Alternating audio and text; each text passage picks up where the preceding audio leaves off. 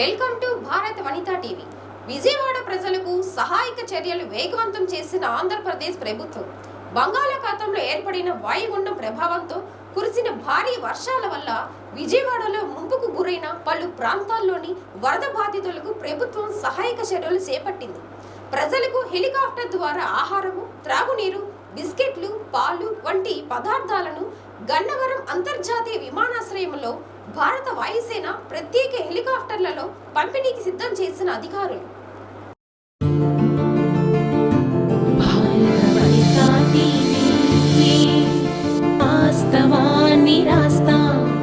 నిజాన్ని చెబుతా భారత వనితా టీవీ.